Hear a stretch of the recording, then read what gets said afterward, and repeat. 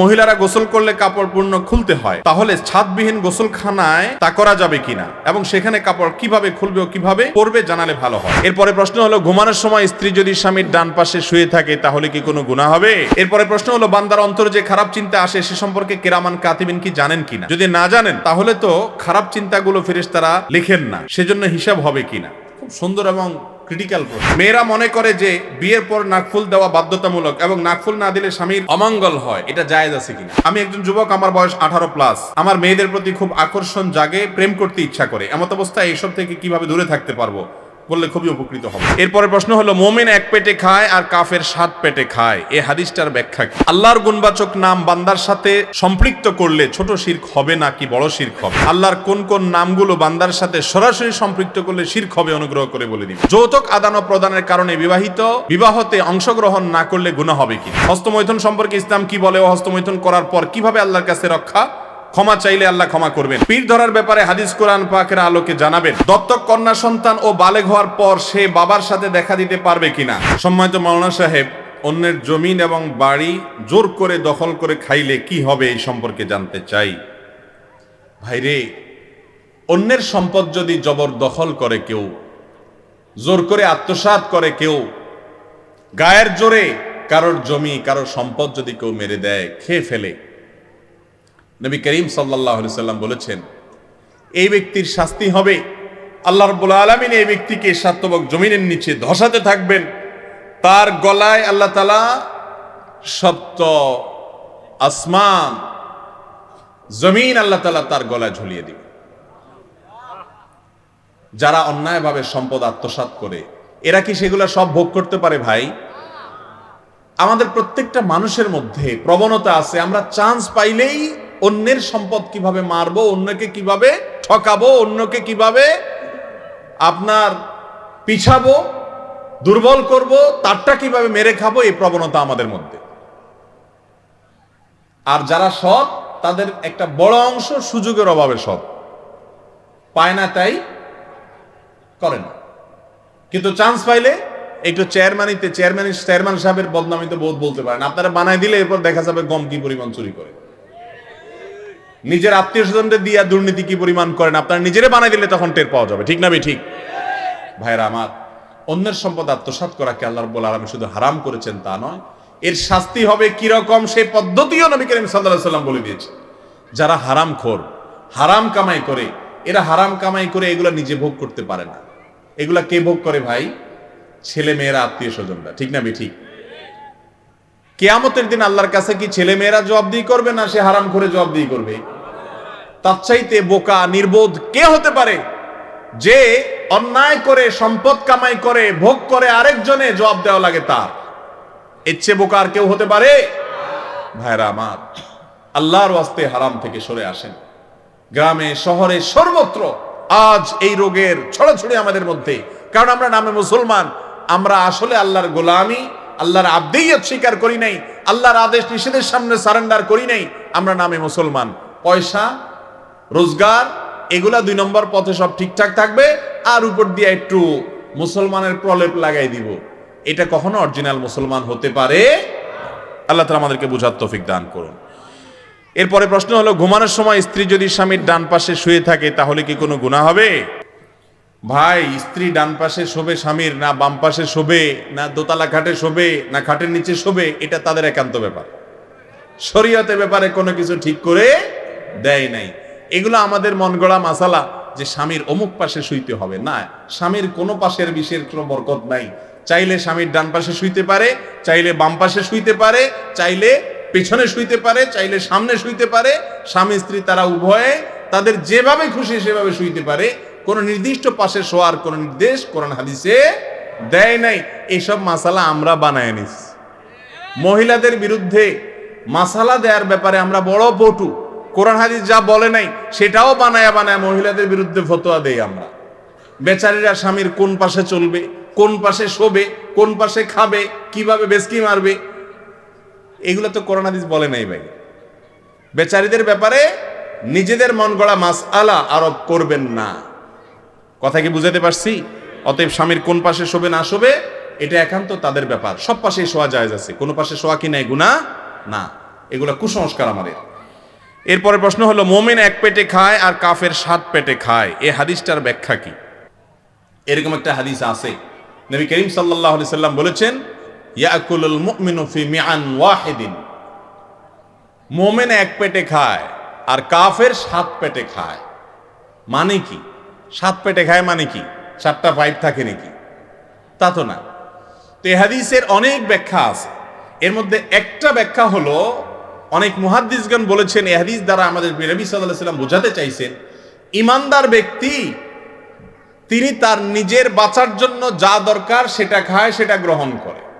আর যার আখিরাতের প্রতি বিশ্বাস নাই, সে একা খাই খাই করতে করতে এত লোভী হয় যেন সে 7 পেট খায়, এরকম তার লোভ। ইমানদার তার বাঁচার জন্য যা দরকার সেটা পাইলে সে আলহামদুলিল্লাহ বলে। এখন আমাদের মধ্যে অনেক মুসলমান আছে, বরং বেশিরভাগ মুসলমানই আমরা এরকম, যে আমাদের শুধু আজকেরটা থাকলে হবে না, কালকেরটা থাকলে হবে, আমাদের শুধুমাত্র ব্যাংক ব্যালেন্স থাকলে হবে না, জমি জমা থাকলে হবে না, যত হয় আরো চাই, আরো চাই, আরো চাই। এই লোভ, যেটা আখিরাতের প্রতি অবিশ্বাসী কাফেরের থাকার কথা, সেটা আজ মুসলমানদের মধ্যে আছে। ঠিক না বেঠিক? এই লোভকে নিয়ন্ত্রণ করতে হবে। যত অপরাধ আছে, যত দুর্নীতি আছে, যত পাপ আছে, এই সবগুলো যেখান থেকে সৃষ্টি, সেটার নাম হলো এই লোভ। হুব্বুদ দুনিয়া রাসু কুল্লি খাতিয়া, দুনিয়ার মোহ হলো সকল পাপের মূল। সকল পাপের। দুর্নীতি এদেশে থাকবে না যদি মানুষগুলো সব ইমানদার হয়ে যায়, মানুষগুলো যদি বিশ্বাস করে যে আল্লাহর সামনে তাকে দাঁড়াতে হবে, সবকিছুর জন্য জবাবদিহি করতে হবে। আল্লাহ তাআলা আমাদের সবাইকে খাঁটি ইমানদার হওয়ার তৌফিক দান করুন। এরপরের প্রশ্ন হলো, আমাদের দেশে ব্যাংক অথবা বিভিন্ন এনজিও থেকে মুনাফা ভিত্তিক লোন নিয়ে বিভিন্ন ধরনের ব্যবসা পরিচালনা করেন অনেকে। সে সকল ব্যবসা যেমন দোকান, কলকারখানা, কৃষি জাতীয় ব্যবসায় উপার্জিত টাকা হালাল হবে কি না, এবং ওই ব্যবসা অথবা দোকানে চাকরি করা হালাল হবে কি না?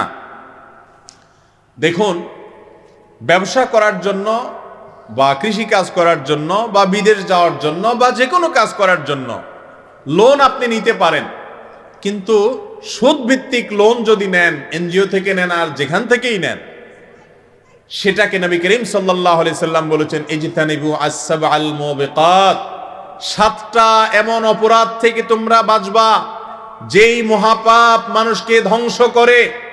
7টা পাপ থেকে বাঁচবা যেটা মানুষকে ধ্বংস করে। তার মধ্যে থেকে একটা হলো এই সুদ। সুদের কারবারের সাথে যে জড়িত হয়, আল্লাহ রাব্বুল আলামিন তার বিরুদ্ধে যুদ্ধের ঘোষণা দিয়েছে। অন্য কোন হারাম কাজের ব্যাপারে এরকম শক্ত কথা আল্লাহ বলেন নাই, সুদের ব্যাপারে যেটা বলেছেন, আপন মায়ের সঙ্গে জিনা করার চাইতে জঘন্য অপরাধ হলো এই সুদের অপরাধ। সুদের অপরাধটা এত ডেঞ্জারাস যে এটার ব্যাপারে কোরআন হাদিসে এত বেশি সতর্কবাণী এসেছে, অন্য কোন হারাম কাজের ব্যাপারে এত বেশি সতর্কবাণী পাওয়া যায় না। আর শয়তান সেজন্য সুদটাকে এমন ভাবে ছড়ায় দিছে, ঘরে ঘরে, গ্রামে গ্রামে, শহরে শহরে, দোকানে পাটে, ব্যবসা প্রতিষ্ঠানে সুদ ছাড়া কিছুই নাই। কারণ শয়তান চায় সবাইকে জাহান্নামে নিয়ে যেতে। সুদের বিরুদ্ধে সংগ্রাম করব তো ইনশাআল্লাহ। মনে রাখবেন, সুদ দূর করার জন্য কর্জে হাসানা চালু করতে হবে। কি করতে হবে? কর্জে হাসানা কি? হাওলাত দেওয়া, হাওলাত, লোন দেওয়া। এখন লোন দেওয়ার কথা তো মানুষ চিন্তাই করে না, কারণ চিন্তা করে তারা লোন দিলে কোনো লাভ দিবে না, কিছু না, আমি কেন লোন দেব। এখন এমন একটা সময় আসছি আমরা থুতুবেলার সময় চিন্তা করি কোন দিকে ফেলালে লাভ হবে। ঠিক না? ঠিক। স্বার্থের পেছনে এতটা অন্ধ হয়ে গেছি আমরা। ভাইরা আমার, কোন কোন ক্ষেত্রে কোন মানুষ বিপদে পড়েছে, আপনি যদি তাকে হাওলাত দেন, দান করলে যে পরিমাণ সওয়াব হবে, হাওলাত দিলে তার চেয়ে বেশি সওয়াব হবে কোন কোন ক্ষেত্রে। এত বড় ইবাদত কিন্তু আমাদের সমাজ থেকে হারায় গেছে। অবশ্য হারানোর আরেকটা কারণও আছে, যে লোন নেয়, হাওলাত নেয়, নেয়ার পরে সে আর চিনে না, এই ভয়েও মানুষ হাওলাত দিতে চাইলেও দেয় না। তো সেজন্য ইসলাম বন্ধকের সিস্টেম রেখেছে। কিসের সিস্টেম রেখেছে ভাই? বন্ধক। আপনি যখন লোন দিবেন, সে দিবে না না দিবে ভয় আছে, লোনের সমমূল্যের সম্পদ তার কাছ থেকে আপনি বন্ধক রাখেন এমন ভাবে, যদি না দেয় তাহলে সমাজের গণ্যমান্যদের মাধ্যমে সেটা বিক্রি করে যেন আপনি টাকা নিতে পারেন, তাহলে সে আর ডাইনে বামে যেতে পারবে। অতএব সুদে লোন এটাকে আল্লাহ তাআলা হারাম করেছেন। সমাজে যারা সুদি লোন নিয়েছে এদের কিছু মানুষকে দেখবেন যে হয়তো এরা দাঁড়াতে পেরেছে, বেশিরভাগ মানুষ কিন্তু আমাদের চোখের সামনেই ধ্বংস হয়ে যায়। ঠিক না ঠিক? এনজিও গুলো লোন দেয়, সুদি লোন দেয় চড়া মূল্যে, এরপরে আস্তে আস্তে ঘরের টিন খোলা ধরে। ঠিক না ঠিক?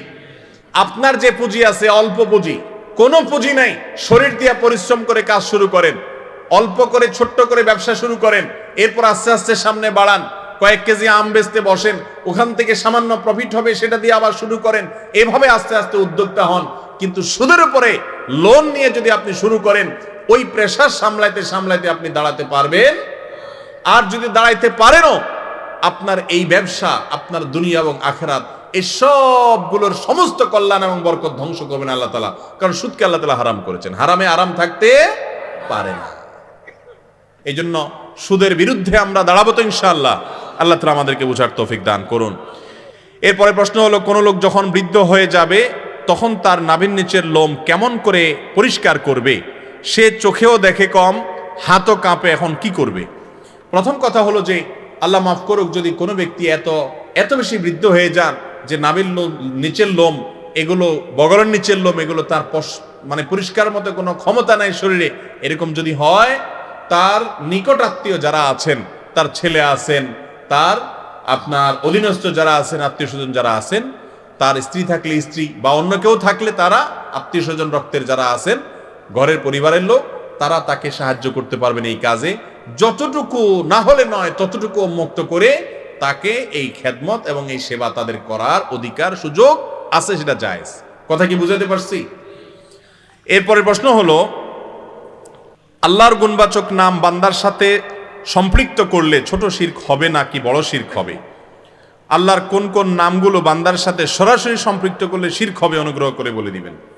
আল্লাহ তাআলার কিছু নাম আছে যে নামে আমরা আমাদের নাম রাখি শুরুতে আব্দুন দিয়া, যেমন আব্দুল্লাহ, আব্দুর রহমান, আব্দুল কুদ্দুস, আব্দুল ওদুদ, আব্দুর রহিম, আব্দুর রহমান, এই নামগুলো, এর রহমান, রহিম, ওদুদ, এগুলো কার নাম? আল্লাহর নাম। এই আল্লাহর নামের শুরুতে আব্দুন যুক্ত করলে অর্থ হয় অমুকের গোলাম, রহমানের গোলাম, রহিমের গোলাম, অমুকের গোলাম। এই আল্লাহর সমস্ত গুণবাচক নাম দিয়ে শুরুতে আব্দুন লাগায়া নাম বানাইলে তার মানে আল্লাহর গোলাম। এক কথা কি অর্থ হয়? আল্লাহর গোলাম।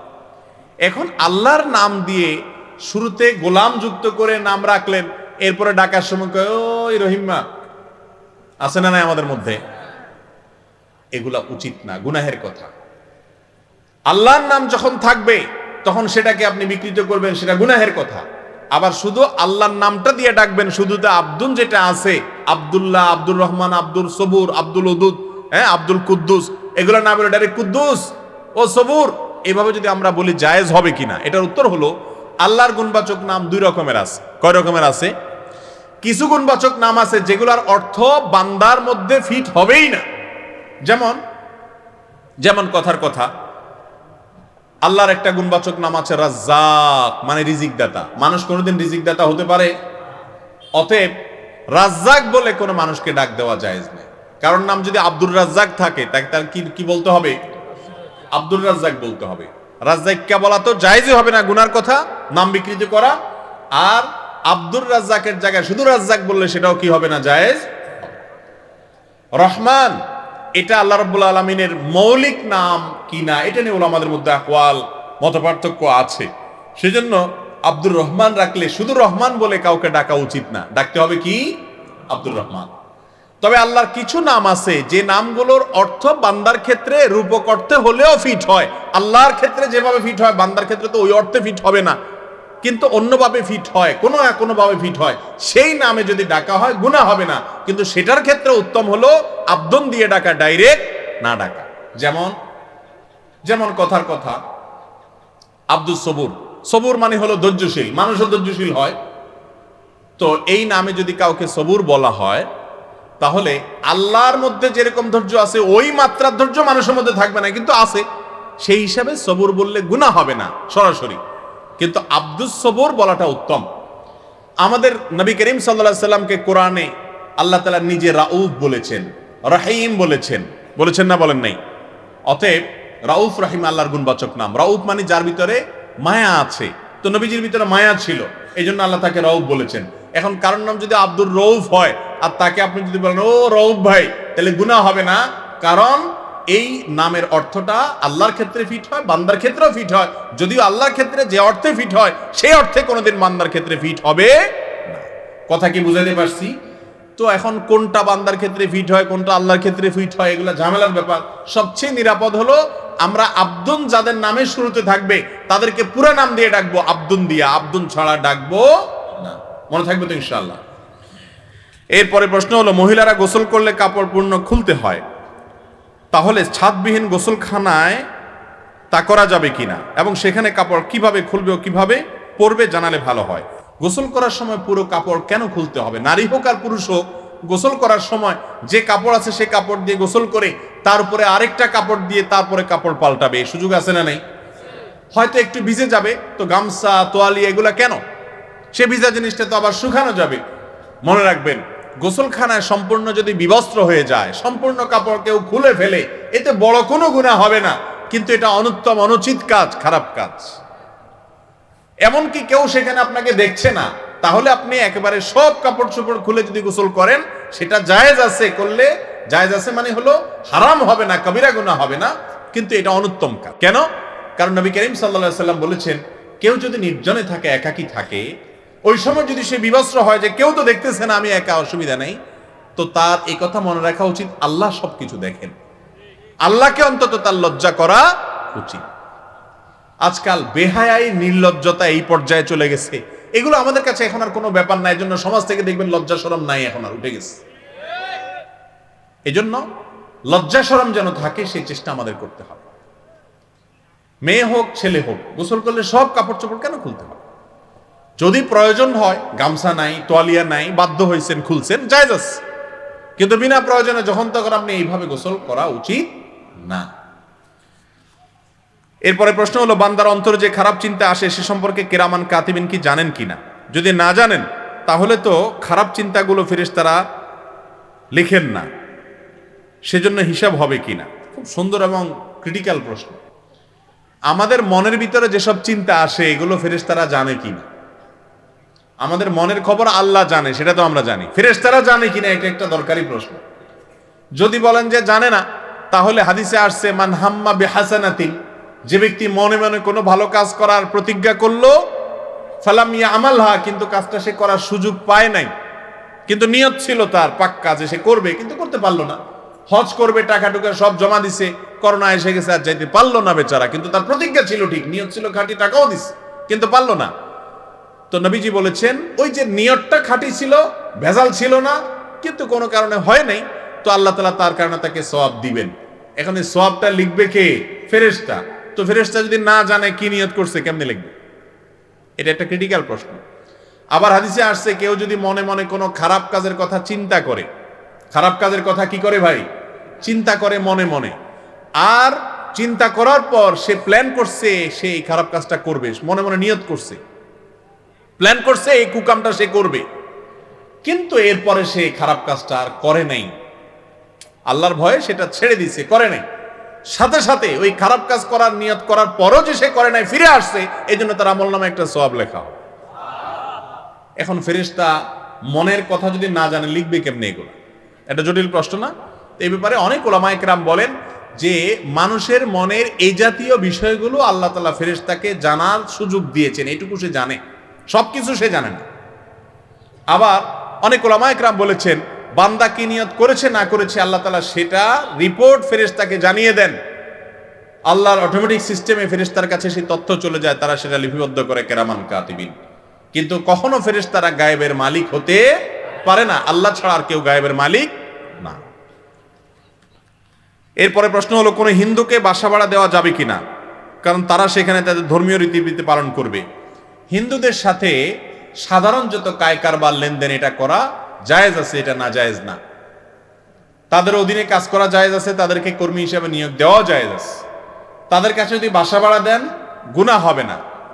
এখন আপনি বলবেন সে বাসায় তারা থেকে তো গুনার কাজ করবে, তাহলে একই প্রশ্ন আসবে, আপনি তারা যদি চাকরি দেন, নিয়োগ দেন, আপনার পাওয়া টাকা দিয়ে সে তো হারাম কাজ করবে, গুনার কাজ করবে, তো সেটাকেও ইসলাম জায়েজ রেখেছে। কারণ তার টাকা দিয়ে সে যদি অন্যায় কাজ করে তা সে সুযোগ পায় যদি খারাপ কাজ করে সেটা আপনার উপরে বর্তাবে না, কারণ আপনি তাকে ডাইরেক্ট সাহায্য করেন নাই। এটাকে প্রত্যক্ষ সহযোগিতা বলে না, পরোক্ষ সহযোগিতা হলে তার দায় মানুষের উপরে বর্তায় না। কথা কি বুঝাতে পারছি? হিন্দুদের সাথে এই জাতীয় লেনদেন করা নাজায়েজ নয়। তবে যদি এমন হয় যে আসলে কোনো মুসলিম আছে, ভালো কোনো মানুষ আছে, ইবাদত গুজার নেককার মানুষ আছে, মুত্তাকি মানুষ আছে, তো আমি তো তার সান্নিধ্যে থাকার চেষ্টা করা উচিত আমার। একজন মানুষ শিরকে লিপ্ত আছে, আরেকজন মানুষ ইবাদতে লিপ্ত, তাকওয়া লিপ্ত, অবশ্যই আমি আমার প্রতিবেশী হিসেবে একজন তাকওয়াওয়ালাকে কি করব? প্রাধান্য দেব এবং দেওয়া উচিত। সহিহ সুন্নাহর আলোকে ফরজ গোসলের জবাব চাই। ফরজ গোসলের আবার জবাব কি? মানে নিয়ম জানতে চাইছেন হয়তো। ফরজ গোসলের নিয়ম হলো ভাই, আপনার কাপড়ে শরীরে কোনো জায়গায় যদি নাপাক লাগে, প্রথম কাজ হলো যেই জায়গায় রানে পায়ে হাত যেখানে নাপাক লাগে পুরো শরীরটা ধুইলে, কুলি নাকে পানি দিলে গোসল আপনার হয়ে যাবে ইনশাআল্লাহ। কথা কি বুঝাতে পারছি? কিন্তু সিস্টেম মতো করলে কি হবে? সুন্নত আদায় করার সওয়াব হবে। যৌতুক আদান ও প্রদানের কারণে বিবাহতে অংশগ্রহণ না করলে গুনাহ হবে কিনা? মানে কেউ বিবাহ করতেছে যৌতুক নিয়ে, তাহলে সেক্ষেত্রে আপনি প্রতিবাদ স্বরূপ যদি সেই বিবাহে না যান গুনাহ হবে কিনা? উত্তর হলো গুনাহ হবে না, বরং সওয়াব হবে। গুনাহ হবে না, বরং কি হবে? সওয়াব হবে। যৌতুক নেওয়া হালাল না হারাম? হারাম। যৌতুক নেওয়া হালাল না হারাম? শুধু হারাম নয়, মনে রাখবেন যৌতুক এটা জুলুম। যৌতুক এটা কি? কিভাবে জুলুম? একজন মানুষ একটা মেয়ের জন্ম থেকে নিয়ে বিয়ে দেয়া পর্যন্ত বড় করতে কত টাকা পয়সা তার পিছনে খরচ হয়েছে, কত অসুখ বিসুখ কিনছে, ডাক্তারের কাছে নিছে, পড়ালেখা করাইছে, খাওয়া দাওয়া ভরণ পোষণ দিছে, লক্ষ লক্ষ হাজার হাজার টাকা ঢালছে। এরপরে মেয়েটা যখন উপযুক্ত হয়েছে, এখন মাত্র সে রান্না বাড়া করে সংসার চালাবে যোগ্য হয়েছে, ওই টাইমে আপনার হাতে উঠাই দিছে। আপনি এত বেহায়া, ওই সময় আপনি বলতেছেন যে আব্বা জান একটা মোটরসাইকেল না দিলে আপনার মেয়ে কিভাবে এখানে সেখানে যাবে। আপনি বেহায়ার মতো, নির্লজ্জের মতো বিভিন্নভাবে ছলে বলে কৌশলে ওই উকিলরে দিয়া, বিভিন্নভাবে ঘটকরে দিয়া আপনি যৌতুক কালেকশন করতেছেন। লোকটা মেয়েটাকে বড় করে ছেড়ে দিয়েছে। ও যৌতুকখোর ছেলেরা, বাবারা শুনে রাখেন, বিশেষ করে যারা বিয়ের সময় যৌতুক খান, হারাম খান, জুলুম করেন, মেয়ের বাপের বাড়ি থেকে এগুলো ভোগ করেন, আপনাদেরকে বলছি, আপনি যেদিন বাবা হবেন, আপনার ঘরে একটা কন্যা সন্তান হবে, মেয়েটা যখন বড় হবে, অন্য ছেলের হাতে, ছেলেটা যদি ফেরেশতাও হয়, তার হাতে যখন তুলে দিবেন, তখন বুঝবেন কলিজাটা কেমনে ফাটে, কিভাবে চোখ দিয়া ফেলফেল করে পানি আসে। এই মেয়ে কোলে পিঠে করে বড় করেছি, এখন চিরকালের জন্য দিয়ে দিচ্ছি আরেকজনকে।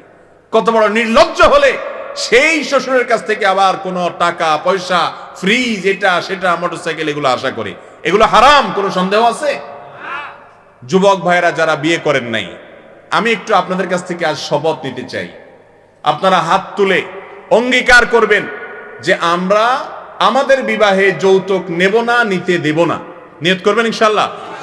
যারা বিয়ে করে ফেলেছেন তারাও হাত তুলে বলবেন যে আমরা যৌতুকের বিরুদ্ধে অবস্থান নেব, আমার জানা মতো যৌতুক নিতে দিব না। হাত তোলেন সবাই ইনশাআল্লাহ।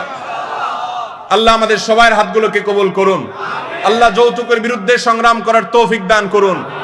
আমরা কেউ যৌতুক দেব না, বলেন আমরা কেউ যৌতুক দেব না, যৌতুক নেব না। কেউ যৌতুক দিলে বা নিলে আমরা বিরোধিতা করব ইনশাআল্লাহ। বিরোধিতা করবেন তো ইনশাআল্লাহ? হাত নামান। আল্লাহ তাআলা আমাদের সবাইকে তৌফিক দান করুন। এই হারাম কাজটা এই সমাজে প্রতিষ্ঠিত হয়ে গেছে। যুবক, আপনার মধ্যে লজ্জা থাকতে হবে, শরম থাকতে হবে। আপনি কখনো শ্বশুরবাড়ি থেকে যৌতুক আশা করতে পারেন না। এই জন্য বললাম, কোন বিয়েতে আপনার কোন চাচাতো ভাই, খালাতো ভাই, আপনার কোন বন্ধু যৌতুক নিয়ে বিয়ে করতেছে, জানাই দিবেন, মেসেজ দিয়ে, ওরে ফোন দিয়ে জানাই দিবেন, তোর বিয়েতে আসলাম না প্রতিবাদ স্বরূপ, কারণ তুই হারাম খাইছস, সেজন্য আমি গেলাম না সেখানে। আপনি যদি এটা করেন, আপনি সওয়াব পাবেন ইনশাআল্লাহ। কথা কি বুঝাতে পারছি? মুরব্বীরা এখন অনেক সময় এগুলো বুঝে না। মা ছেলেরে খোঁচায়, বাবা অমুক বউ তার বাপের বাড়ি থেকে এগুলা দিছে, কত সুন্দর, তোমার শ্বশুর বাড়িতে দেয় না, আমাদের মুখ ছোট হয়ে আস। এই সমাজটা মানুষকে অনেক সময় অপরাধ করতে বাধ্য করে।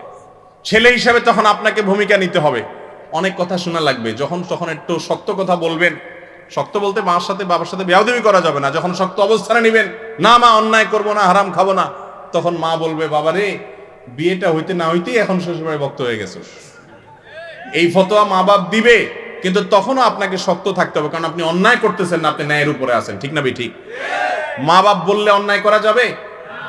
অন্যায় যদি মা বাপ বা শিক্ষক বা কোনো হুজুরেও করতে বলে, কারোর কথায় অন্যায় করা যাবে লা তাআতা লি মাখলুকিন ফি মাসিয়াতিল খালিক। আল্লাহ তাআলা আমাদেরকে যৌতুকের বিরুদ্ধে সংগ্রাম করার তৌফিক দান করুন। কাঁচা পেঁয়াজ খাওয়া মাকরু কিনা? কাঁচা পেঁয়াজ খাওয়া সাধারণ অবস্থায় মাকরু না, তবে মসজিদে যাওয়ার আগে কাঁচা পেঁয়াজ খেয়ে যাবেন না। কারণ মসজিদে নবী করিম সাল্লাল্লাহু আলাইহি সাল্লাম বলেছেন, ফেরেশতারা থাকে, তাতাআজ্জাল মালাইকা বিমা ইয়াতাআজ্জা বিহি বনু আদম। মানুষ যে গন্ধে কষ্ট পায়, ফেরেশতারা সে গন্ধে কষ্ট পায়। অতএব বিড়ি, সিগারেট বা কাঁচা পেঁয়াজ খেয়ে মসজিদে যাবেন না, বরং এগুলা খেয়ে মসজিদে যেতে হলে কুলিটুলি করে মুখ টুক সাফ করে তারপরে মসজিদে যাবে। তাহলে সাধারণ এমনি ভাতে আপনি কাঁচা পেঁয়াজ খেলেন, খেয়ে পরে ব্রাশ করে মুখ পরিষ্কার করে মসজিদে গেলেন, তাহলে এটা কি হবে না? মাকরু হবে না। এরপরে প্রশ্ন হলো, জুমার খুতবার আগে সমাজ প্রধান যিনি, তিনি কি সামাজিক কোনো কথাবার্তা বা মসজিদের উন্নয়নমূলক কথাবার্তা বলতে পারেন কিনা? এমন কথা বলতে পারবেন যেই কথায় মুসল্লিদের বা মানুষদের উপকার আছে। যেমন একটা অন্যায় কাজ মানুষ করতেছে, যেখানে সেখানে ময়লা ফেলতেছে, বা মানুষ সতর্ক থাকছে না, রোগবালাই বাড়ছে, তো মানুষের উপকার আসে, এরকম কথা মসজিদে দাঁড়ায়া গণ্যমান্য লোকেরা বলতে পারবেন। কিন্তু তারা দাঁড়ায়া তাদের নিজেদের ভোট চাওয়া কিংবা দুনিয়াবি কোনো কিছু বলা, আল্লাহর ঘরে দাঁড়ায়া সেটা করা জায়েজ নাই। আল্লাহর ঘরে দাঁড়ায়া মানুষের কল্যাণে কোনো কথা তারা প্রয়োজনে বলতে পারেন, মসজিদের উন্নয়নের জন্য অবশ্যই কথা বলতে পারেন। এরপরে প্রশ্ন হলো, হস্তমৈথুন সম্পর্কে ইসলাম কি বলে ও হস্তমৈথুন করার পর কিভাবে আল্লাহর কাছে রক্ষা, ক্ষমা চাইলে আল্লাহ ক্ষমা করবেন? হস্তমৈথুন করা হারাম, কবিরা গুনাহ ভাই। জেনা করা যেরকম কবিরা গুনাহ, হস্তমৈথুন করা একই রকমের কবিরা গুনাহ। যদি কেউ এই অপরাধ করে থাকে, তার তওবা করে লজ্জিত হয়ে ক্ষমা চেয়ে ফিরে আসলে আল্লাহ তাআলা মাফ করে দিবেন ইনশাআল্লাহ। পীর ধরার ব্যাপারে হাদিস কোরআন পাকের আলোকে জানাবেন। ভাই, আল্লাহ তাআলা আমাদেরকে কোরআন এবং হাদিসকে অনুসরণ করার নির্দেশ করেছেন। আল্লাহ বলেছেন, মা আতাকুমুর রাসূলু ফাখুযু, তোমাদেরকে যা রাসূল দিয়েছেন সেটা তোমরা ধরো। না পীর ধরতে বলছেন? আল্লাহ বলছেন রাসূল যা দিয়ে গেছেন সেটা তোমরা, খুযুহু মানে কি? সেটা তোমরা ধরো। আল্লাহ তাআলা ইয়াহইয়া আলাইহিস সালামকে বলছেন, ইয়া ইয়াহইয়া খুযিল কিতাবা বিকুওয়া, হে ইয়াহইয়া তুমি কিতাব ধরো, কোরআন ধরো, মানে ওইটাকে অনুসরণ করো। অতএব কোনো ব্যক্তি না, আমরা অনুসরণ করব কোরআন এবং হাদিস। আমাদের নবীজি যাওয়ার সময় কি রেখে গেছেন?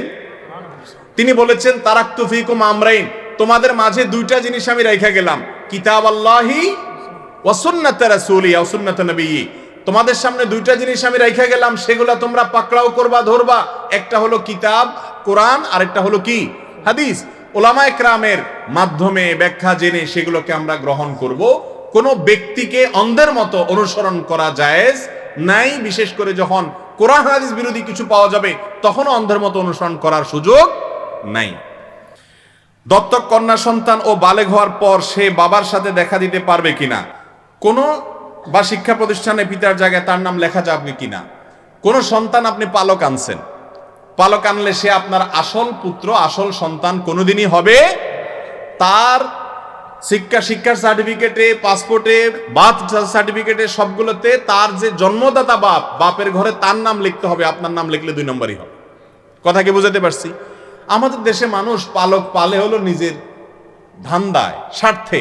নবীজি বলেছেন, আনা ওয়া কাফিলুল ইয়াতীমি কাহাতাইন, কোন ইয়েতিমকে যদি কেউ লালন পালন করে, কিয়ামত দিন জান্নাতে আমি এবং সে এরকম পাশাপাশি থাকবে। কিন্তু আমরা এতিম লালন পালন করি, গরিব লালন পালন করি কখন? যখন নিজের ছেলে মেয়ে হয় না, তখন আনি একটু বাপ ডাক শোনার জন্য, নিজের স্বার্থে, সবের উদ্দেশ্যে করি না। সবের উদ্দেশ্যে করে বলতাম, বাবা তোমার জন্মদাতা বাপরে বাপ ডাকিও, তোমার মারে মা ডাকিও, আমি শুধু উপকার করলাম, হেল্প করলাম, এতটুকু সওয়াব পাওয়ার আশা। এই মানুষ এখন খুঁজে পাওয়া যায়? একেবারে নেই। বরং মা বাপ থেকে আনার পর বাচ্চাকে এমন ভাবে গড়ে তোলে যেন ওর জন্মদাতা মা বাপের কথা চিরতরে ভুলেই যায়। ঠিক না বে ঠিক? এটা হারাম। এই হারাম কাজটা অনেক ভাইরা করছে। এরপরে প্রশ্ন হলো, ফরজ নামাজ শেষে মুনাজাত বা সুন্নত নামাজের চেয়ে তাসবির গুরুত্ব বেশি, এটা জানার পরও স্বয়ং ইমাম সাহেবরা কেন এই সুন্নত আমল করে না? ইমাম সাহেবরা নামাজের পরে দোয়া জিকিরগুলা করে না, আপনি কিভাবে নিশ্চিত হয়ে গেলেন? ইমাম সাহেবদের বিরুদ্ধে লেগে গেলেন। ইমাম সাহেবরা হয়তো করে, আপনি শুনেন না, কারণ ফরজ নামাজের পরে দোয়া জিকিরগুলো তো আস্তে আস্তে করতে হয়।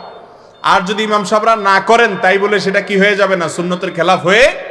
আমাদের নবীজি সাল্লাল্লাহু আলাইহি সাল্লাম 5 ওয়াক্ত নামাজের পরে অনেকগুলো দোয়া জিকির করতেন। আমরা সুন্নাহ ফাউন্ডেশন থেকে আরো বিভিন্ন প্রতিষ্ঠান থেকে ছাপায় সেগুলো দিয়ে দিছে, কার্ড করে ব্যানার করে মসজিদে টাঙায় দিছে।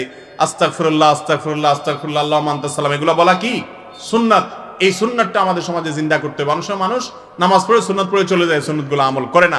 ইমাম সাহেবদের উচিত এগুলো মানুষকে শেখানো, বলা, বুঝানো। করবেন তো ইনশাআল্লাহ? ইমাম সাহেবদের বিরুদ্ধে ফতোয়া না দিয়া ওনাদেরকে উৎসাহ করবেন যে হুজুর এই যে সুন্নাতটা আছে এটা একটু আপনি প্রচার করেন, বলেন, একটু বুঝাবেন, ইনশাআল্লাহ ওনারা করবেন। যদি কোনো ব্যক্তি সন্তান না থাকে, সে দত্তক কন্যা সন্তান পালন করলে তবে সেই কন্যা সন্তান ওই ব্যক্তির সম্পত্তির অংশ কতটুকু পাবে? কোনো অংশ পাবে না। পালক সন্তান কোনো অংশ পাবে না। তবে পালক সন্তানকে চাইলে লিখে দিয়ে যেতে পারবে, দান করে দিয়ে যেতে পারবে। যেহেতু সে কিছু পাবে না, এই জন্য তাকে জমি জমা যতটুকু ভালো মনে চায় তার নামে লিখে দেওয়া যাবে। সারা দুনিয়া একসাথে সকল মুসলমান ঈদ পালন করতে পারবে কিনা? সারা দুনিয়া একসাথে মুসলমান ঈদ পালন, কত সুন্দর জিনিস, চিন্তা করেন তো। মুসলমানরা এক এক দেশে এক এক দিন ঈদ পালন করে, এটা একটা কথা হলো? সারা পৃথিবীতে একদিনে সবাই ঈদ পালন করলে মুসলমানদের ঐক্য হবে, কত সুন্দর হবে, তাই না ভাইরা আমার? এটা কোনোদিন সম্ভব হবে? সম্ভব হবে না। এক দেশে আপনি যখন ঈদ করতেছেন দিনের বেলা, সকালবেলা, তখন আমেরিকাতে গভীর রাত, সম্ভব ঈদের নামাজ একসাথে পড়া সম্ভব? আমাদের দেশে কিছু ভাইয়ের মাথায় ঢুকছে যে গোটা পৃথিবীর মানুষ আজ বিভক্ত হয়ে আছে, তাদের সবাই এক করতে হবে। গোটা পৃথিবীকে একদিনে ঈদ করাইতে গিয়া বাংলাদেশে, যেখানে সব মানুষ একদিন ঈদ করতেন, বাংলাদেশে মানুষের টুকরা করে দিচ্ছে, কেউ একদিন আগে করে, কেউ একদিন পরে করে। গোটা দুনিয়ারে এক করতে গিয়া নিজের দেশেরই 2 টুকরা করে দিচ্ছে। এটা কি ঐক্য হলো না বিভক্তি হলো? মনে রাখবেন, এই কাজগুলো যারা করে তাদের বড় একটা অংশ আলেম না, আলেম না, ওলামা একরামের উপরে পণ্ডিতি করে এই কাজগুলা করে। আল্লাহর রাস্তায় এগুলা করবেন না, এগুলা করবেন না। এই দেশটার মানুষ একটা আমলের উপরে ঐক্যবদ্ধ এবং সেই ব্যাপারে 99.9% ওলামা একরাম একমত। আপনি সেখানে আবার ভিন্ন আরেকটা গ্রুপ করে একদিন তারা ঈদ করতেছে, একদিন আপনারা করতেছেন, এটা আমাদের জন্য লজ্জার। দুনিয়ারে এক করতে যায়, নিজের দেশে 2 টুকরা করে দিচ্ছে, এটা জায়েজ নাই, এটা করবেন না। এই বিষয়ে ফোকাহ একরামের মত পার্থক্য আছে, বহু পুরাতন, সেটা ভিন্ন বিষয়। কিন্তু আমাদের দেশে এইটা সাধারণ মানুষ আপনারা বিচ্ছিন্নভাবে আমল করে আমদানি করবেন, সেটা দ্বারাই সমাজ বিশৃঙ্খল হবে, এটা জায়েজ নাই, উচিত হবে না এভাবে। আসুন্নাহ ফাউন্ডেশনের দ্বীনি ও সামাজিক সেবামূলক কাজের সাথে আমরা কিভাবে জড়িত হতে পারি? আসুন্নাহ ফাউন্ডেশনের কাজ সম্পর্কে সংক্ষেপে আলোচনা করুন। আসুন্নাহ ফাউন্ডেশনের কাজ সম্পর্কে এখানে আলোচনা করার খুব বেশি দরকার আছে বলে মনে করি না। যাদের দরকার আছে তারা ফেসবুকে আমাদের পেজে, এই ওয়েবসাইটে জেনে নিতে পারেন, এবং আসুন্নাহ ফাউন্ডেশনের ওয়েবসাইটে গেলে আপনি স্বেচ্ছাসেবক হিসাবে নিবন্ধন করতে পারেন আপনার তথ্য দিয়ে অনলাইনে, বা যারা নেট বুঝে তাদেরকে বললে তারা করে দিবে, আপনি নিবন্ধন হয়ে যাবেন ইনশাআল্লাহ। প্রয়োজন হলে আপনার সেবা আমরা নেব। আর দোয়া করে যে কেউ আমাদের সাথে যুক্ত হতে পারেন, আল্লাহ যেন আমাদেরকে হেফাজত করেন ফিতনা থেকে এবং ভালোভাবে কাজগুলো করার তৌফিক দান করেন। এরপরে প্রশ্ন হলো, আমি একজনের হক নষ্ট করেছি, এখন সে অনেক দূরে চলে গেছে, এখন আমি কিভাবে তার হক পূরণ করব? এমত অবস্থায় আমার কি করণীয় যদি বলতেন। আপনি কারোর হক নষ্ট করেছেন, পয়সা মেরে দিয়েছেন, এখন সে অনেক দূরে চলে গেছে আর তার পাওয়ার সুযোগ নেই, তাহলে তার ওয়ারিস, বাপ মা, সন্তান বেঁচে থাকলে, পরিবার বেঁচে থাকলে তাদের কাছে ফেরত দিবেন। যদি তাদেরকেও খুঁজে পাওয়া না যায়, তাহলে যেই পরিমাণ হক মেরেছেন ওই পরিমাণ হক, ওই পরিমাণ টাকা কোনো গরিবকে তার পক্ষ থেকে দান করে দিবেন, এতে ইনশাল্লাহ মুক্ত হয়ে যাবে। আমি একজন যুবক, আমার বয়স 18+। আমার মেয়েদের প্রতি খুব আকর্ষণ জাগে, প্রেম করতে ইচ্ছা করে, এমত অবস্থায় এইসব থেকে কিভাবে দূরে থাকতে পারবো বললে খুবই উপকৃত হব। প্রথমে সাধুবাদ জানাই এই যুবককে, যে যুবক সৎ সাহস করে প্রশ্ন করেছেন। এই বয়সে শয়তান আমাদের মধ্যে এই রকম হারাম আগ্রহ তৈরি করে, এটা সৃষ্টিগতভাবে সবার মধ্যেই হয়। আপনারা অনেকে হেসে দিচ্ছেন যে এই যুবকের মধ্যে এগুলো আগ্রহ হয়, মনে হয় আপনারা আসমানতে নাজিল হয়েছেন, আপনার মধ্যে এগুলো হয় না। বাপটা এমন ধরছেন যে আপনারা একেবারে সবাই হিজড়া অথবা কাপুরুষ, এমন একটা ভাব ধরছেন আপনারা, তাই না? তাহলে হেসে দেওয়ার কারণটা কি ভাই? মনে রাখবেন, আল্লাহ রাব্বুল আলামিন সৃষ্টিগতভাবে আমাদের মধ্যে এমন ভাবে তৈরি করেছেন যে একটা বয়সে কামভাব জাগ্রত হবে, যৌন চাহিদা তৈরি হবে, কিন্তু সেটাকে কন্ট্রোল করতে হবে। এটাই তো পরীক্ষা, এই বিনিময়ে তো জান্নাত দিবেন আল্লাহ তাআলা। কথা কি বুঝাতে পারছি? আব্দুল্লাহ জাহাঙ্গীর রাহমাহুল্লাহ বলতেন, মানুষের বিদ্যকার যৌনতা এটা প্রমোটেড বাই আল্লাহ সুবহানাহু ওয়া তাআলা। আল্লাহ তাআলা এটাকে এমন ভাবে সৃষ্টি করেছেন যে এটা নতুন করে এই যৌন চাহিদা তৈরি করতে হয় না, জাগ্রত করতে হয় না, এমনি সময় মতো জাগ্রত হয়ে যায়। মানুষ কেন পশুর মধ্যে হয়ে যায়, কেউ শিখানো লাগে না। এটাকে কন্ট্রোল করতে হয়, প্রমোট না, নিয়ন্ত্রণ করা শিখতে হয়। যুবক ভাই আমার, এরকম যদি হয় যে আপনি নিজেকে গুনাহের মধ্যে পতিত হওয়ার আশঙ্কা করছেন, তাহলে 1 নম্বর করণীয় হলো মেয়েদের সংস্রব থেকে নিজেকে 1000 মাইল দূরে রাখার চেষ্টা করবেন, অর্থাৎ বাঁচার চেষ্টা করবেন, আপ্রাণ চেষ্টা করবেন যে তাদের সংস্রব থেকে দূরে থাকে। ফেসবুকে ফ্রেন্ড লিস্টে মেয়েদেরকে রাখবেন না, চ্যাটিং করলে প্রয়োজন ছাড়া চ্যাটিং করতে আসলে ব্লক করে ফেলবেন। নিজেকে বাঁচানোর চেষ্টা করবেন, ভাগার চেষ্টা করবেন। মনে রাখবেন আল্লাহ রাব্বুল আলামিন যৌন চাহিদা পূরণের জন্য হালাল সিস্টেম রেখেছেন। অপেক্ষা করেন, আল্লাহ রাব্বুল আলামিন যে সিস্টেম রেখেছেন সেই সিস্টেমে যখন বয়স হবে, ব্যবস্থা হবে, তখন আপনি হালালের পথে যাবেন। হারামকে যদি আপনি ত্যাগ করেন, আল্লাহ তাআলা জান্নাতে হুর আইনের সাথে বিবাহ দিবেন ইনশাআল্লাহ। ও ভাই আমার, দুনিয়াতে নিজেকে নিয়ন্ত্রণ করতে হবে। আমাদের এই সমাজটা সুড়সুড়ি দেয়, আমাদের এই সমাজটা যুবকদেরকে অহেতুক খোঁচাখুচি করে তাদের মধ্যে যৌন চাহিদা সৃষ্টি করবার জন্য, অথচ সেটাকে নিয়ন্ত্রণ করা দরকার। আর সমাজের এই অসুস্থ কাজের কারণে আজ সমাজ অসুস্থ হচ্ছে, ধ্বংস হচ্ছে, একের পর এক অঘটন ঘটেই চলেছে। অতএব নিয়ন্ত্রণ করতে হবে। শেষ আমল হলো নেককারের সোহবত। এটা বড় গুরুত্বপূর্ণ জিনিস। এক সাহাবী আসছে, এ ভাই প্রশ্ন শুনে আপনারা অনেকে হাসছেন। এক সাহাবী আসছে আয়েশা নবীজির কাছে, বলতেছেন ইয়া রাসূলুল্লাহ, আমার জেনা করতে ইচ্ছা করে। একই প্রশ্ন, আজকে যে ভাই প্রশ্নটা করলেন, একই প্রশ্ন রাসূল আকরাম সাল্লাল্লাহু আলাইহি ওয়াসাল্লামের কাছে করছেন। আয়েশা বলছে, ইয়া রাসূলুল্লাহ, আমি জেনা করব, আপনি পারমিশন দেন, আমার আর সহ্য হচ্ছে না, জেনা করব। চিন্তা করেন, নবীর কাছে এসে বলতেছে, আপনি অনুমতি দেন, জেনা তো হারাম, সেজন্য করতে পারি না, আপনি বলেন একটু জায়েজ করেন। নবী করিম সাল্লাল্লাহু আলাইহি ওয়াসাল্লাম তাকে বললেন, ভাই, তুমি যার সাথে জেনা করবে সে কারোর মা, সে কারোর স্ত্রী, সে কারোর বোন। তোমার মা, তোমার বোন, তোমার স্ত্রী, তোমার মেয়ের সাথে যদি কেউ জেনা করে, তোমার কাছে কেমন লাগবে? বলে, ইয়া রাসূলুল্লাহ, এটা আমি সহ্য করব না। তো রাসূল সাল্লাল্লাহু আলাইহি ওয়াসাল্লাম বললেন, তাহলে কিভাবে তুমি করতে পারো? এর কিছুক্ষণ পরে তিনি বললেন, ইয়া রাসূলুল্লাহ, আমার অন্তরে জেনার যে খাহেশ এবং চাহিদা, আগ্রহ তৈরি হয়েছিল, সেটা আলহামদুলিল্লাহ দূর হয়ে গেছে। এই জন্য মুহাদ্দিসিন ইকরাম বলেন, এরকম গুনাহের আগ্রহ তৈরি হলে, উদ্দীপনা তৈরি হলে, আল্লাহর খুব নেককার বান্দা, আমলদার, মুত্তাকি, পরহেজগার মানুষ যে নিজেকে হারাম থেকে বাঁচানোর চেষ্টা করে, তার সান্নিধ্যে গেলে, তার সাথে উঠা বসা করলে, তার সোহবতে, সাহচর্যে থাকলে সেই চাহিদা ইনশাআল্লাহ দূর হয়ে যাবে। কথা কি বুঝাতে পারছি? আল্লাহ তাআলা আমাদের যুবক ভাইদেরকে হেফাজত করুন। ভাইরা আমার, আপনাদের চরিত্রকে নষ্ট করার জন্য গোটা পৃথিবীকে ইবলিস এমন সিস্টেম করে দিয়েছে, চরিত্র বাঁচাতে পারবেন না সবকিছু বাঁচাতে পারলে। ঠিক না ভাই? ঠিক। সব জায়গায় এমন সিস্টেম করে দিয়েছে, সংগ্রাম চালাতে হবে। সব যুবকরা জেনার পথে চলে, আপনি বিপরীত পথে চলেন। চরিত্রকে হেফাজত করেন, দাম্পত্য জীবনে সুখ পাবেন, আখিরাতে সুখ তো আছে ইনশাআল্লাহ বিইذনিল্লাহ। আমরা কিভাবে বুঝবো কোনটি বিদআত আর কোনটি বিদআত নয়? কোনটি বেদাত আর কোনটি বেদাত নয়? বেদাত মানে যার দাঁত নাই। অতএব যে আমলে দেখবেন দাঁত টাত নাই, গোড়া গাড়ি পাওয়া যায় না কিছু খুঁজে, ওইটা হলো বেদাত। আর যেটা দাঁত আছে, গোড়া আছে, ওইটা হলো সুন্নাত। কথা কি বুঝতে পারছি? দাঁত মানে হলো যে আমলটার কথা কোরআনে আছে, হাদিসে আছে। কথা কি বুঝতে পারছি? সেটা সুন্নাত। আর কোরআন হাদিসের বাইরে মন গড়া কোনো ইবাদত বা ইবাদতের পদ্ধতি যদি আবিষ্কার করে আর বেদাতের সংজ্ঞায় পড়ে, তাহলে বুঝতে হবে ওইটার যেহেতু কোনো ভিত্তি বা গোড়া বা দাঁত নাই, সেটা বেদাত। কথা কি বুঝতে পারছি? যদিও বেদাত শব্দটা আরবি, আমি একটু রসিকতা করে এভাবে বোঝালাম, কিন্তু আসলে জিনিসটা সেটাই। কোরআন হাদিস থেকে যদি কোনো ভিত্তি পাওয়া না যায়, তাহলে সেটা ইবাদতের পদ্ধতি নিজে থেকে আবিষ্কার করলে বা কোনো ক্ষেত্রে সংযোজন বিয়োজন করলে সেটা বেদাতে পরিগণিত হবে। কোরআন হাদিস থেকে অনুসরণ করে করলে সেটা কখনো কি হবে না? বেদাত হবে না। রাসূল সাল্লাল্লাহু আলাইহি সাল্লামকে সৃষ্টি না করলে পৃথিবীর কোনো কিছু সৃষ্টি করা হতো না, এটা সত্য নাকি মিথ্যা? ভাই, নবী করিম সাল্লাল্লাহু আলাইহি সাল্লামকে সৃষ্টি না করা হলে কিছু সৃষ্টি করা হতো না, এই মর্মে একটা হাদিস পাওয়া যায়। সে হাদিসকে হাদিস বিশারদরাই জাল বলেছেন। যেই টাকাকে ব্যাংক কেটে দিয়ে কোনায় আপনার একটা ছিদ্র করে দিয়ে ঘোষণা দেয় এটা জাল, তারপরে সে টাকা কেউ নিবে? যে এটা তো টাকা, বাংলাদেশ ব্যাংকে সিল আছে, তো সে বাংলাদেশ ব্যাংকই তো আবার এটাকে দাগ দিয়ে দিছে। হাদিস ঠিকই কিতাবে আছে, কিন্তু যে কিতাবে আছে মুহাদ্দিসরাই আবার বলে দিয়েছেন এটা কি? জাল। তো আপনি হাদিসটা নিলেন না, জালটা তাদের কমেন্টারে নেন, এটা কিভাবে হতে পারে? এই জন্য নবী সাল্লাল্লাহু আলাইহি সাল্লামকে সৃষ্টি না করা হলে আসমান জমিন সৃষ্টি করা হতো না। এই মর্মে যে হাদিস পাওয়া যায়, সেই হাদিসটি সহিহ বা বিশুদ্ধ নয়, সেটা জাল, ভিত্তিহীন।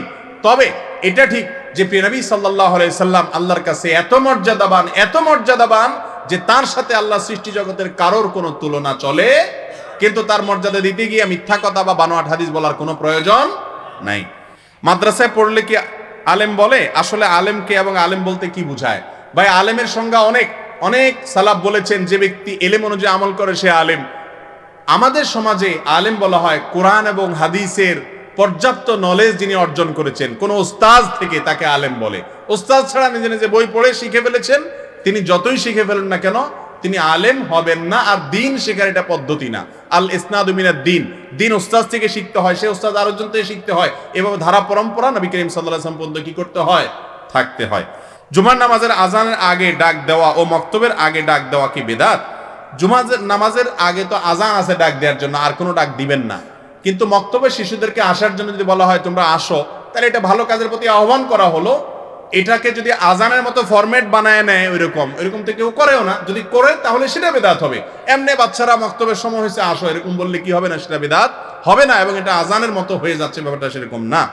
মেয়েরা মনে করে যে বিয়ের পর নাকফুল দেওয়া বাধ্যতামূলক, এবং নাকফুল না দিলে স্বামীর অমঙ্গল হয়, এটা জায়েজ আছে কিনা? ভাই এটা যে ভুয়া, এটা কথা বোঝার জন্য, সে কথা বোঝার জন্য একটা ছোট্ট কথা বলি। যদি মেয়েরা নাকফুল না দিলে স্বামীর ক্ষতি হইতো, তাহলে স্বামী স্ত্রী ঝগড়া লাগলেই মহিলা নাকফুল খুলে ফেলত। ঠিক না ঠিক বলেন? খুব সহজ বুদ্ধি ছিল জামাইরে সোজা করার জন্য, যে চান্দু আমার সাথে ভেজাল করবা, আসো নাকফুল খুলে দিলাম, তুমি শেষ। এরকম কি হয় কখনো?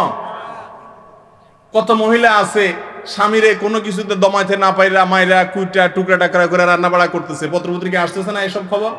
তো এইসব কষ্ট করার দরকার আছে বেচারি? যদি মহিলার মুখ নাকফুল না থাকলে পুরুষের ক্ষতি হয়ে যায়, তো নাকফুল খুলে দিলে তো শেষ হয়ে যায়, এটা শেষ। এগুলো সব যে ভিত্তিহীন ভুয়া, এই গর্তা থেকে, এই তত্ত্ব থেকে সেটা বোঝা যায় কি যায় না? কে নাকফুল না পড়লো তার এফেক্ট আরেকজনের উপরে পড়বে। একজনের পাপের বোঝা বা দোষের বোঝা, এটা পাপ না, দোষ না। একজন কিছু না করলে আরেকজনের উপরে এফেক্ট কখনো হয় না, এটা ভিত্তিহীন। মহিলা নাকফুল পড়বে না পড়বে এটা তার ব্যাপার, এতে স্বামীর ক্ষতি হওয়ার কোনো আশঙ্কা নাই। এগুলা কুসংস্কার। আমাদের এলাকায় একটা রীতি চালু আছে, খতমা শেফায়েত, যেটা নাকি 40 জন মুন্সি মাওলানা দিয়ে জনপ্রতি চাঁদা আদায় করে দোয়া করলে নাকি বালা মুসিবত দূর হয়ে যাবে। কতটুকু যুক্তিযোগ্য জানতে চাই। ভাইরে, মুসিবত দূরের জন্য নবী করিম সাল্লাল্লাহু আলাইহি সাল্লাম শিখাইছেন যে বেশি বেশি ইস্তেগফার করতে হবে। সবাই আল্লাহর কাছে ক্ষমা চাইবে, যার মুসিবত হয়েছে সে ক্ষমা চাবে। মুসিবতটা যদি জাতীয় হয় তাহলে জাতীয়ভাবে সবাই ক্ষমা চাইবে, ইস্তেগফার করবে, দুরূদ পড়বে, আল্লাহর কাছে দোয়া করবে, দান সাদকা করবে, নামাজ পড়ে আল্লাহর কাছে সাহায্য চাইবে। এগুলোতে বিপদ দূর হয়। বিপদ দূর হওয়ার জন্য এরকম নির্দিষ্ট সংখ্যক মৌলবী সাহেব এসে নির্দিষ্ট সংখ্যক দোয়া পড়লে বিপদ দূর হয়, এরকম কোনো কথা আমার নবী করিম সাল্লাল্লাহু আলাইহি সাল্লাম কখনো বলেনও নাই, করেনও নাই। কথা কি বুঝাতে পারছি? বিপদ দূর হওয়ার আমল নবীজি শিক্ষা দিচ্ছেন না, দেন নাই? তাহলে নিজেরা আবার মন গড়া আরেকটা বানাবেন কেন? আমরা তো অনুসরণ করব কাকে? কথা বলেন, কাকে অনুসরণ করবেন? মা আতাকুমুর রাসূলু ফাখুযু, রাসূল যা করতে বলেছেন, যা দিয়েছেন সেটাকে ধরো। ওমা নাহাকুম আনহু ফান্তাহু, যেটা নিষেধ করেছেন সেটা করবা না। তো রাসূল সাল্লাল্লাহু আলাইহি সাল্লাম তো এই খতমে শাফায়াতের কথা বলে যান নাই। তিনি তো বলছেন যে আস-সাদকাতু তারুদ্দুল বালা, তোমরা দান করো, গরিবকে দাও, টাকা পয়সা দাও, বিপদ আসলে বিপদ দূর হবে। বিপদ আসছে, কানাইজা হাজাবাহু আমরুন ফাজা ইলাস সালাহ, নামাজ পড়ো, সালাতুল হাজত পড়ো, এগুলো না তিনি শিখাইছেন। এই খতম, আপনার বিপদ আসছে, পয়সা দিছেন, আমরা 20 জন হুজুর মিলে বৈশা আপনার বিপদ দূর করে দিলাম, এরকম কোন সিস্টেম ইসলামে নাই। হ্যাঁ, আপনি ওলামাদের কাছ থেকে দোয়া চাইতে পারেন, ওলামারাও দোয়া চাইবেন। আর খতম পড়ায় ওলামাদের হাদিয়া দিতে হবে কেন? এমনি হাদিয়া দেন, আল্লাহ তাআলা বিপদ দূর করবেন। কথা কি বুঝাতে পারছি? নামাজে নাবালেগ ছেলে যদি সামনের কাতারে দাঁড়ায়, মুসল্লিদের নামাজে সমস্যা হবে কিনা? কোনো সমস্যা হবে না। আরে ভাই, সামনে দাঁড়ানো তো পরের কথা। নবী করিম সাল্লাল্লাহু আলাইহি ওয়াসাল্লাম সিজদায় গেছেন, নাতি কাদের উপরে, পিঠের উপরে উঠে পড়ছে। যদি নামাজের সমস্যা হইতো তাহলে তো ওনার নামাজের সমস্যা হইতো। ঠিক না ঠিক? মুরব্বীরা বিশেষ করে শুনেন, গ্রামে অনেক বেশি হয়। ছোট বাচ্চারা সামনে দাঁড়ালে অনেক সময় ধাক্কাতে ওইটাকে সামনের কাতারে গেলে পিছের কাতারে বুড়ো আরেক ধাক্কা দেয়, তার পিছের কাতারে বুড়ো আরেক ধাক্কা দেয়, তার পিছে যাইতে পোলা বারান্দা যায়, মসজিদের বাইরে চলে যায়, আর যাবোই না। ঠিক না ঠিক? আরে ভাই, আজকের শিশু আগামী দিনের মুসল্লি, তাদেরকে ধাক্কা দিয়ে বাইর করলে মুসল্লি হবে কে? তাদেরকে ডাকেন, কাছে দাঁড় করান। যদিও সুন্নাহ হলো বাচ্চারা পিছে দাঁড়াবে, কিন্তু বাচ্চারা যখন ব্রিটিশ হয় তখন তাদেরকে পিছনে একসাথে দাঁড় করায় দিলে সবগুলা মিলে যে মিছিল আন্দোলন করবে, নামাজেদের সব মনোযোগ শেষ হয়ে যাবে।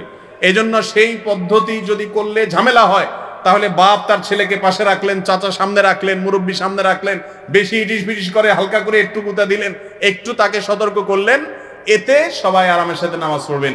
এরপরেও বাচ্চারা ডিস্টার্ব করবে, সেই ডিস্টার্বকে মানার মতো মানসিকতা থাকতে হবে। কথা কি বুঝাতে পারছি? আমাকে একজন এই দেশের 1, 2, 3 নাম থাকবে এরকম একজন আলেমের ছেলে, মদিনা ইউনিভার্সিটিতে ছাত্র, সে তখন আমাকে বলছে মসজিদে নববীতে বসে, বলে যে ভাই আপনারা তো মানুষ সামনে ওয়াজ নসিহত করেন, একটু একটা কথা বলেন। আমি কি কথা ভাই? বলে যে আমি ছোটবেলায় মনে আছে এত ধাক্কা খাইছি মসজিদে মুরব্বীদের, মনে হয়তো সমাজের সবচেয়ে খারাপ মানুষ হলে মুরব্বী, মুসল্লি মুরব্বীরা। কারণ একটু দুষ্টামি না করে এমনি যায় বসলেও বলে এই দুষ্টামি করবা না ছেলে, চোখ এমন ভাবে রাঙ্গায়, কিরে বাবা আমি এখনো কিছু করি নাই, যে বসছি, আমার দেখলেই ওনার মনে হয় যে কিছু চুলকা আলতায় মনে হয়, কেউ যেন শয়তান মনে হয় খোঁসা। আমি যে বসলাম, এই ছেলে দুষ্টামি করবা না কিন্তু, কিরে বাবা ধমকের ছোট আমি ছোট হয়ে যায়, এই ভয়ে মসজিদে যাওয়া ছেড়ে দিস। এটা ছোটবেলার কথা, পরে তো সে বুঝছে, আলেম হয়েছে। তো বাচ্চাদেরকে এইভাবে ধাক্কা দিয়ে বের করবেন না। ভালো করে শুনেন, একবার নবী করিম সাল্লাল্লাহু আলাইহি সাল্লাম ইমামতি করতেছেন, নামাজের মধ্যে হঠাৎ বাচ্চার কান্নার আওয়াজ আসছে, উনি তাড়াতাড়ি নামাজ শেষ করছেন, মানে কুইকলি নামাজটা পড়ে ফেলছেন, র্যাপিডলি পড়ে শেষ করে, স্পিডি নামাজ শেষ করে এরপরে বলতেছেন কার বাচ্চা কাঁদে সে যায় ধরো। আজকের আমরা হলে বলতাম যে বাচ্চা কাঁদে কেন, ডিস্টার্ব হয় আমাদের। না, নবীজি এটা বলতেন না। বাচ্চার ডিস্টার্ব এতটুকুকে কি করতে হবে, মেনে নিতে হবে। নবীজির নাতি যখন পিঠের উপর উঠে বসছে, উনি সেজদায় গেছেন, নাতি তো আর নামে না, গোড়ার পিঠে উঠছে। এখন যখন নামে না, উনি তো চাইলে একটু ইটিস পিটিস করে, একটু এদিক সেদিক করে, আমরা অনেক সময় নামাই না, উনি তো চাইলে একটু নাড়াচাড়া করে নামাইতে পারতেন, তাই না? কিন্তু সেটা করেন নাই। হাদিস থেকে বোঝা যায় তিনি অপেক্ষা করেছেন, নাতি নেমেছেন, তারপর তিনি উঠেছেন। উঠার পর আবার হাদিস থেকে এটাও পাওয়া যায় না যে মেয়ে ফাতেমা রাদিয়াল্লাহু আনহাকে ডেকে বলেছেন, এই ফাতেমা নাতিদেরকে কেন ধরো না, আমার নামাজে ডিস্টার্ব করে। এটা কিন্তু তিনি বলেছেন বলে হাদিসে পাওয়া যায় না। তার মানে বাচ্চাদের এতটুকু ডিস্টার্বকে নবী করিম সাল্লাল্লাহু আলাইহি সাল্লাম সহ্য করেছেন। অতএব আমরা আমাদের বাচ্চাদের এগুলোকে সহ্য করা লাগবে কি লাগবে না বলেন? সুদ প্রদেয় ব্যক্তির ইবাদত কবুল হবে কিনা? ভাই সুদখোর সম্পর্কে বলেছি 7টি ধ্বংসাত্মক মহাপাপের মধ্যে একটা সুদখোর। এটা আল্লাহর কাছে অনেক জঘন্য অপরাধী, কিয়ামত দিন পাকড়াও হবে অনেক বড় ভাবে। কিন্তু তাই বলে সুদখোরের নামাজ কবুল হবে না এমন কোনো কথা হাদিসে বলা হয় নাই। ওটা আরেক জিনিস, তার নামাজটা সে পড়বে, নামাজ পড়লে নামাজ হবে, কিন্তু সুদের কারণে সে গুনাহগার হবে, সেজন্য আল্লাহর কাছে পাপিষ্ট হবে। এখন কথা হলো যে এদিকে নামাজও পড়তেছে, এদিকে সুদও পড়তেছে, তাহলে তার কি হবে? আল্লাহ রাব্বুল আলামিন চাইলে তাকে তার নামাজকে কবুল না করে জাহান্নামে দিতে পারেন, অথবা জাহান্নামের শাস্তি শেষ হওয়ার পর নামাজের বিনিময়ে জান্নাতে এসে পেতে পারে, আবার চাইলে মাফও করতে পারে। এটা আল্লাহর উপরে ফয়সালা। কিন্তু সে হারামখোর, এতে কোনো সন্দেহ নাই। হারামখোরি করলে যে নামাজ হবে না সেরকম কোনো কথা নাই। এরপর প্রশ্ন হলো, মিলাদ কিয়াম নিয়ে ঝগড়া করা কি জায়েজ? মিলাদ কিয়াম এটা নিয়ে ঝগড়া করা জায়েজ আছে কিনা? কোনো কিছু নিয়েই ইসলামে ঝগড়া করা জায়েজ নাই। কথা কি বুঝতে পারছেন? কেউ মিলাদ কিয়াম করে, আপনি জানেন যে নবী করিম সাল্লাল্লাহু আলাইহি সাল্লামকে হাজির নাজির মনে করে দাঁড়ায় যাওয়া জায়েজ নাই, আপনি দাঁড়ায়েন না, কিন্তু আরেকজন দাঁড়ায়, সেজন্য ঝগড়াঝাটি করা কি নাই? জায়েজ। পারলে বুঝান, আর না পারলে তারটা সে করুক, আপনারটা আপনি করেন। গন্ডগোল ফাসাদ হয় সমাজে, এমন কাজ করা জায়েজ হবে না। মনে রাখবেন, গন্ডগোল করে কখনো মিলাদ, বেদাত বা কোনো কিছু দূর করা যায় না। বুঝাইয়া, আপনার আখলাক দিয়া, আচরণ দিয়া সেটা আপনি বুঝাতে পারেন ইনশাআল্লাহ বিইذনিল্লাহ। শুধু ইল্লাল্লাহ জিকির করা জায়েজ আছে কিনা? ভাইরে, ইল্লাল্লাহ জিকির করা জায়েজ আছে কিনা এই প্রশ্ন কেন করবেন? জিকির এটা তো নবী করিম সাল্লাল্লাহু আলাইহি সাল্লামের শেখানো পদ্ধতি অনুযায়ী, মূলনীতি অনুযায়ী করবেন। ইল্লাল্লাহ শব্দটা নবীজির যুগে ছিল কি ছিল না? নবী করিম সাল্লাল্লাহু আলাইহি সাল্লামের যুগে ইল্লাল্লাহ এই শব্দটা ছিল না? ছিল না? লা ইলাহা ইল্লাল্লাহর মধ্যে ইল্লাল্লাহ আছে না? তো নবীজি সাল্লাল্লাহু আলাইহি সাল্লাম লা ইলাহা ইল্লাল্লাহ বলেন নাই? তার মধ্যে ইল্লাল্লাহ আছে না? তিনি ইল্লাল্লাহকে আলাদা করে কোনো জিকির করেছেন বলে কোনো হাদিস পাওয়া যায় না। তো নবী করিম সাল্লাল্লাহু আলাইহি সাল্লাম লা ইলাহা ইল্লাল্লাহ পুরাটাকে একসাথে করে জিকির করছেন, আপনি আলাদা করার দরকার কি পড়ছে আপনার? আমি কি বুঝাতে পারছি? ইল্লাল্লাহ জিকির করা জায়েজ কি না জায়েজ এটা কেন বলতেছেন? আপনি বলবেন যে আমার নবী করিম সাল্লাল্লাহু আলাইহি সাল্লামের সুন্নাত কি ইল্লাল্লাহ জিকির করা নাকি লা ইলাহা ইল্লাল্লাহ জিকির করা? উত্তর হলো লা ইলাহা ইল্লাল্লাহ জিকির করা হলো নবীর সুন্নাত। কারণ যত হাদিস আছে সমস্ত হাদিসে জানা যায় লা ইলাহা ইল্লাল্লাহর কথা, শুধু ইল্লাল্লাহ ইল্লাল্লাহ জিকিরের কথা পাওয়া যায় না। লা ইলাহা ইল্লাল্লাহ 100 বার, 10 বার, 33 বার আছে না নাই বিভিন্ন বারে, কিন্তু ইল্লাল্লাহ এতবার পড়লে এরকম সওয়াব হবে কোন হাদিস শুনছেন আজ পর্যন্ত? কোন জাল হাদিসও শুনছেন নাই। তো ইবাদতের ক্ষেত্রে হাদিস দেখবেন, জায়েজ খুঁজবেন না। শেষ প্রশ্ন, আমার একটা প্রশ্ন, আমার এলাকায় মহিলাদের তালিম হয়, সেটা জায়েজ আছে কিনা? মহিলাদের তালিম যদি মহিলারা করে, সেখানে যদি কোরআন হাদিসের কথা বলা হয়, মন গড়া কিছু কথা না বলে, মহিলাদের পর্দার সাথে বলে, পুরুষের কানে না যায়, আবার বাসা বাড়ি থেকে পুরুষরা এনে দিয়ে যায়, স্বামীদের অনুমতি, মুরব্বীদের অনুমতি নিয়ে আসে, সংসার ছেড়ে না করে এক এলাকার থেকে সংসার ঘর বাড়ি ছেড়ে, তাহলে তালিম করাতে কোনো অসুবিধা নাই। কথা কি বুঝাতে পারছি? আর যদি সিস্টেম লঙ্ঘন করে তাহলে সেটা গুনাহ হবে। আমাদের এলাকায় নবী নূরের তৈরি নাকি মাটির তৈরি, এটা নিয়ে গন্ডগোল হয়। ভাই, নবীজি নূরের তৈরি না মাটির তৈরি? কিছু মানুষ মাটির বলছেন, আর কিছু চুপ আছেন যে কোনটা বলে বিপদে পড়ি। ভাই থামেন। আল্লাহ রাব্বুল আলামিন তার রাসূল সাল্লাল্লাহু আলাইহি সাল্লামকে কি দিয়া বানাইছেন এই সম্পর্কে কোনো প্রশ্ন করা হবে কবরে কিয়ামতের দিন? তাহলে এটা নিয়ে গন্ডগোল করার কি যুক্তি আছে রে ভাই? নবী করিম সাল্লাল্লাহু আলাইহি সাল্লামের কথা মানতে হবে, তাকে অনুসরণ করতে হবে, তার সম্পর্কে কোরআন হাদিসে যেটুকু আছে এতটুকু বিশ্বাস করতে হবে, তার প্রতি ঈমান আনার অংশ হিসাবে তাকে মাটির তৈরি নূরের তৈরি বলতে হবে এমন কোনো কথা নাই যে এটাই বলতে হবে। তবে তিনি মানুষ ছিলেন।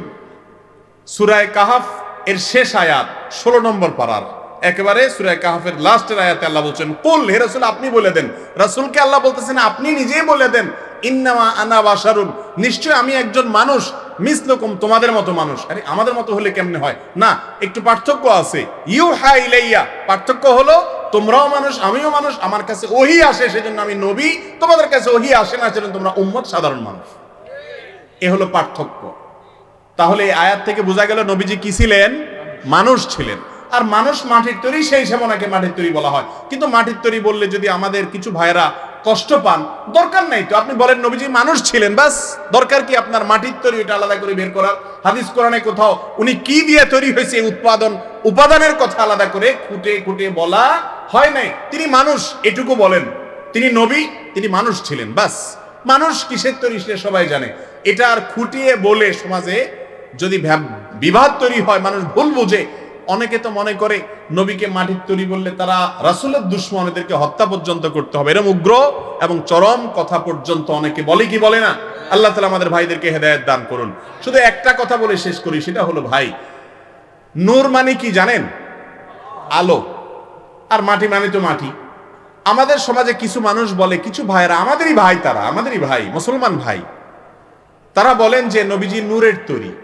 নূরের তৈরি মানে আলোর তৈরি। আর কিছু মানুষ বলেন মাটির তৈরি। এখন যারা নূরের তৈরি বলে, তারা কেন নূরের তৈরি বলে? তারা বলে রাসূলকে মাটির তৈরি বলবো। মাটি তো একটা সাধারণ জিনিস, তুচ্ছ জিনিস। নূর, আলো তো একটা দামি জিনিস। এখন আমি আপনাদের প্রশ্ন করি, নূরের দাম বেশি, আলোর দাম বেশি না মাটির দাম বেশি? কেমনে মাটির দাম বেশি? এক ট্রাক মাটির দাম বেশি না এক ট্রাক লাইটের দাম বেশি? এবার এক ট্রাক লাইটের দাম বেশি না এক ট্রাক মাটির দাম বেশি? তো আপনারা যে বললেন আমার মাটির দাম বেশি, কিভাবে বললেন? ভাই, এটা তো দুনিয়ার দাম। আল্লাহ তাআলা যদি বলেন যে আমি এক মুঠো মাটিকে এমন দাম দিলাম, এমন সম্মান দিলাম, দুনিয়ার সব চন্দ্র সূর্যকে সে সম্মান দিলাম না, আল্লাহ সে ক্ষমতা আছে না নেই? চন্দ্র সূর্যকে কে আল্লাহ তাআলা ফেরেশতাদেরকে দিয়ে সিজদা করাইছেন? কিন্তু আদম আলাইহিস সালামকে সিজদা করাইছেন। উনি কিসের তৈরি? মাটিকে আল্লাহ যদি সম্মান দেয় তাহলে তার মর্যাদা হবে। লাইটকে যদি আল্লাহ সম্মান না দেয়, আলোকে যদি সম্মান না দেয়, তার মর্যাদা হবে না। আল্লাহ যাকে সম্মান দেয় তার মর্যাদা হবে। ফেরেশতাকে যারা সিজদা করেছেন, সম্মান করেছেন, তারা ফেরেশতারা কিসের তৈরি? নূরের তৈরি।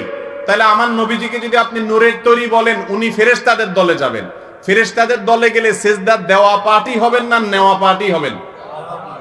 আদম আলাইহিস সালাম সিজদা পাইছেন না দিছেন? নবীজিকে যদি নূরের তৈরি বলেন তাহলে ফেরেশতাদের দলে যাবে, কারণ তারা নূরের তৈরি। তাহলে ফেরেশতাদের দলে গেলে আমার নবীজি সিজদা দেওয়ার পার্টি হলেন না নেওয়ার পার্টি হলেন? আর সিজদা দিলে সেটা সম্মানের না, যে পায় তার সম্মান। তাহলে নবীজিকে নূরের তৈরি বলছেন আপনি সম্মান দেওয়ার জন্য, আসলে তাতে তো সম্মান হইতেছে না। তারপরে এই সমস্ত আলাপ আলোচনা যদি আমাদের কোনো ভাই বোনের কষ্টের কারণ হয়, তারা নবী সাল্লাল্লাহু আলাইহি ওয়াসাল্লামকে মহব্বত করে এটা করে, এই ভুল ভাবেও মহব্বত করে করে সেটার প্রতি শ্রদ্ধা রেখে ঝগড়াঝাটি না করা, গন্ডগোল ফাসাদ না করা আমাদের উচিত। আল্লাহ তাআলা আমাদের সবাইকে বুঝার তৌফিক দান করুন।